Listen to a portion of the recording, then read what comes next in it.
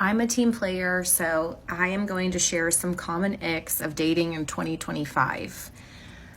It's trash, by the way. If you're married, just stay married. I think you're going to be better off if you just stay married. Even if you're unhappy, I just recommend staying married, okay?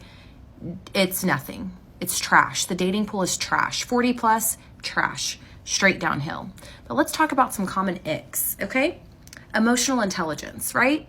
You would think whenever you start getting into the 40 plus club that there'd be some emotional intelligence. No, that's not true. That is not true at all. Not true at all. I dated a guy who literally I felt like I was just banging my head against a wall anytime that there was conflict. And I'd try and talk through it with him. And it was just like literally banging my head against the wall. I'm like, this is pointless. This is pointless. How can you be 40 whatever and lack emotional intelligence? If you had anything going for you, I would think it'd be emotional intelligence when you're in your 40s. No, not this guy. Second ick, someone that just agrees with everything that you say. Like, I was talking to one guy, and every single time that I would say something, he would agree with it. I don't want someone agreeing with me all the time. I want someone like pushing my buttons and calling me out and challenging my thought process. Like, if I wanted someone to agree with me all the time, I don't know. Like, my kids don't even agree with me all the time. I need someone to challenge my thought process. So, 2 icks. What are your icks? What are your icks? What are your dating icks? Oh, fam, how does this gorilla get with this single mom? I mean, sign me up. Where is the roster? I'm pretty sure this woman's got to beat the men back. They're just pounding her door down. Okay, she has 2 icks. Yes, because a single mom in her 40s has the privilege of having all the icks in the world. Her first ick, emotional intelligence. So, here's a question. How do these femme fatales describe emotional intelligence? Oh, let me guess. You have to be in tune with their emotions. You have to see emotions through their eyes to actually have emotional intelligence. Anything that's not on par with what they describe as emotional intelligence can be considered remotely emotional intelligence. So let me guess. If the guy, I don't know, doesn't talk about his feelings as much as you like him to talk about his feelings, or talks about his feelings too much, or basically is in control of his feelings. He's like, hey, you know what? I don't talk too much about my feelings. He's very stoic. All that translates to an ick, I guess. And her other ick, agreeing with her on everything. Hold up, let me get this straight. You actually want someone to quote-unquote disagree with you? In other words, you're looking for drama. You're looking for bickering. I'm sorry, but there's a difference between a person who agrees with you on everything and a yes man. And let me be honest with you. Yes men are usually just yes men in the office. They're not yes men at home. Unless, of course, they just don't want to fight. They don't want to argue. So I'm getting an argumentative kind of vibe off this woman. You said that you want the person not to agree with you all the time, to challenge your thoughts. Yeah, isn't that what other women would consider, oh, he emotionally abused me because he would always go against me? No, I think what the problem here is that you are a person who loves drama, and you want someone to bring drama into your life, and most men, especially in their 40s, don't want any drama. But keep going, queen. I'm pretty sure your Prince Charming is going to arrive somewhere around your 50s. You know, that point in your life when you're looking for a second retirement? Before we move on, I want to say thank you, fam, to all of my subscribers for supporting this channel. I truly appreciate all of you who leave comments, who like my videos, and share them on other social media platforms. I truly gotta say thanks, fam. If it wasn't for you, I wouldn't be here. And for those of you who haven't subscribed yet, I thank you for tuning in, and I hope you decide to hit that subscribe button. Moving on! Okay, is it just me, or has the world gone like completely mad? Like, I'm a single mum. I'm looking for my guy, and I just genuinely feel like there's no hope anymore. Like, I just can't do the dating apps anymore. I can't, like, the energy is just like so off. Now, please do not come in the comments and say like, oh, you gotta match energy when you love yourself. I love myself. I have a great life.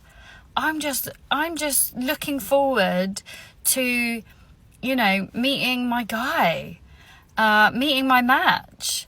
I've been single 3.5 years, and I've done a lot of self-healing. I've done a lot of self-work, and maybe it's just timing. I don't know, but it's like someone throw me a freaking bone here. Like, how are you meeting people? How are you meeting decent people? Right, okay, come and tell me in the comments, how did you meet your person? How? Like, in recent history. Like, don't give me a story from like 20 years ago. Like, the world has changed. I was in a 10.5 year relationship. Coming out of that 10.5 year relationship, that the dating world, 1, I'm 10.5 years older, 2, I've got kids, 3, the world is just different. Like, tell me, how are we meeting decent people in 2025? I need to know. I can smell the failure. Well, first of all, my single mom queen there is a question that has to be answered. Why did you divorce your husband? If you were in a 10-year plus relationship, why'd you get out of it? Oh, let me guess. I'm just going to take a shot in the dark right here. This girl is going to figure, you didn't know who you were anymore. You had to find yourself. You felt like you were missing out on something. Am I getting warm there? Because to be honest with you, how exactly do you go from being married to being single to wanting to be in a relationship all over again? I mean, you had it already. Oh, I'm sorry, I forgot. Let me guess. The guy was abusive somehow. Although I'll say that if the guy actually was abusive, you would have mentioned that already. But let's give you the benefit of the doubt. You came out of a emotionally abusive relationship, and you're now trying to figure out how to find your person. Now, you said something key there that this gorilla picked up on. You said, how do you meet decent people? Oh, so you were actually meeting men. You're just not meeting the guy that you want. So basically, you're going out, and you're finding that you're getting approached by the Chads, Tyrones, the Pookies, the Ray Rays, the players, because they're on the hunt, and they're ready to pounce. So this gorilla's going to ask, what did you expect? I mean, seriously, what do you women expect to find after being in a long relationship and decide, hey, you know what? I'm going to get back out there. What do you think? The father of your children? Oh, he's no longer good enough for me. I don't have the same fifis for him. Somehow, some way, me being 10 years older, being a single mom, I'm going to find a better man out there. So you exited stage left without a plan. Well, the world don't own you a damn thing, and you're learning that the hard way, now aren't you, Colleen? Tell you what, this gorilla may sound cruel, but he's going to give you the best possible advice he can give you. You need to, turn around, make a U-turn in your life, go right back to your ex-husband, and hope that he takes you back. Hope that he hasn't replaced you already. Because let's be honest, it doesn't sound like you're happier now that you're out on these streets again with a much lower sexual market value. What am I saying? Go out there and slay, queen. You got this. Move it on. If we're talking and you're interested in me and you hit me up first and you made the first move, all right? This is why we're talking, right? And your energy starts shifting and you like talk to me every now and then, whatever. If you're not texting me, I'm not gonna text you. Like, I'm not gonna text you first. That's the one thing that, like, I guess it's too much to ask for. I've been hurt too many times, and it's not the person that I'm entertaining. It's not their fault, but it's just my way of thinking, like my boundaries, my expectations. Like, I refuse to text a man first. It feels like I'm chasing. It feels like I'm desperate, especially if their communication is not consistent. Yeah, no Pookie. That's not the way it works. What will happen is that I'll just get out of your life. Erroneous!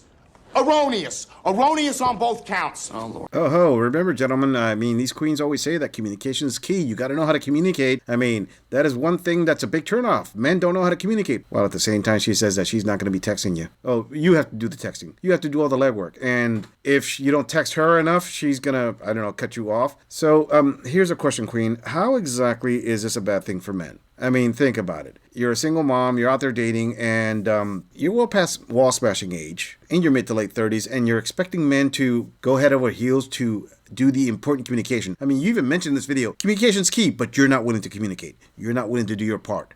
No, the guy has to initiate everything, and that's good communication. If not, you're going to cut him off again. So, has it occurred to you that it is possible that these men that don't text you anymore actually want you to cut them off because they're just going to hit it and quit it? They're thinking, okay, one night smash, maybe a couple nights smashing, and it's over. You may be playing into their game there, queen. I mean, that's what players do. They play. But keep putting up these rules. You'll find your Prince Charming that way. In the meantime, I'll keep investing my money in stocks of pet stores, cat food, and box wine. Moving on. I've had another failed dating attempt. My name is Claudia. I'm 31 years old. I was supposed to go out to dinner with this guy tonight. I'm pretty sure it's not happening, but let me give you the backstory. You tell me whose fault you think it is. I think it's his, because I don't think I'm wrong.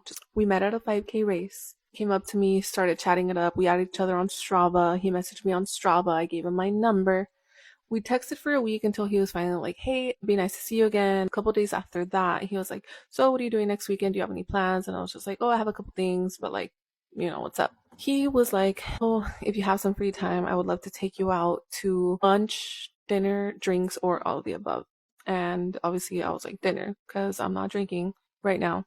This next message, I'm not gonna lie, I got the ick, because what do you mean your treat? Of course it's your treat. You're asking me out. It's a given. So this is Tuesday night, this past Tuesday. We do not text like throughout the day. There has been a couple of times, maybe like 2 times before that, where he would go like a whole day without texting me or responding to my text. And I'm like, okay, like fine. In my opinion, I've had times where guys like double text me throughout the day and like make it known that they want to keep getting to know me. I couldn't tell you anything more about this man other than he's from the OC. He started running this year. He's an electrical engineer. That's all I could really say, because our conversations were very like, how's your day going? Or like, what are you up to? Like, we're texting Tuesday night and then I fall asleep, so I respond Wednesday morning. As you can see, I responded to like different parts of the conversation and he hits me back with this message. I was kind of annoyed because like he totally just ignored everything else that I had said, which I thought was like finally a good topic. He doesn't respond to that. He doesn't text me all day Thursday. And then Friday, he sends me this message. I'm like annoyed at this point because I just am.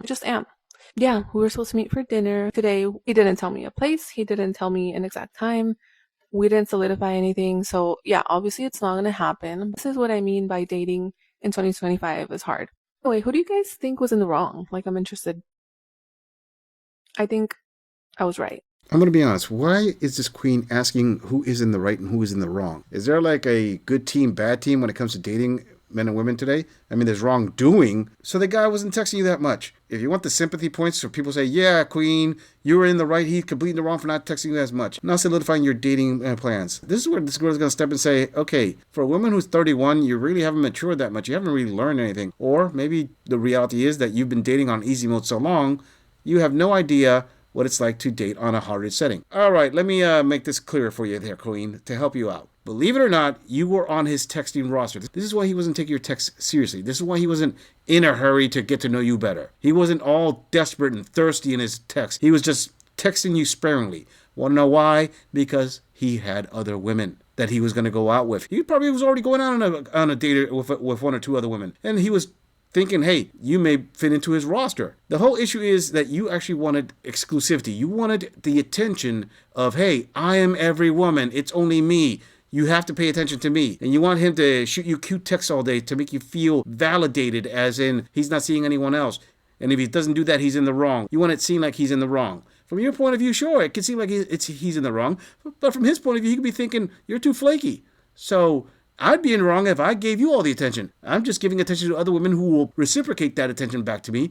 We're having better dates, and I'm keeping you there as a possible. I'll give you a spot on the bench every now and then. Another thing, you would not be nowhere near as annoyed as you seem to be if this guy was ugly. This guy obviously was attractive, because if he strung you along with those few texts, that tells you right there, the guy's a Chad. The guy has options. You're just mad that he's not as crazy about you as you are crazy about him. Damn, girl, start taking some notes. This girl ain't gonna last you forever. I mean, if anyone else doesn't agree with me, just say it in the comments. But don't worry, queen. A girl like you, there's always gonna be a blue pill beta simp out there who's gonna give you all the text in the world. The problem is you ignore those guys, because as always, you're not gonna settle. Failure! I'm just saying, if you enjoy this audit, click on the video in the end screen for more content. If you would like to support the channel, please follow the link in the description to donate to our beer fund, or like, subscribe, and share this video on other social media platforms. If you agree or disagree with anything about this audit, please let us know in the comments. I'm going to leave this audit right here. I'll see all of you in the next episode.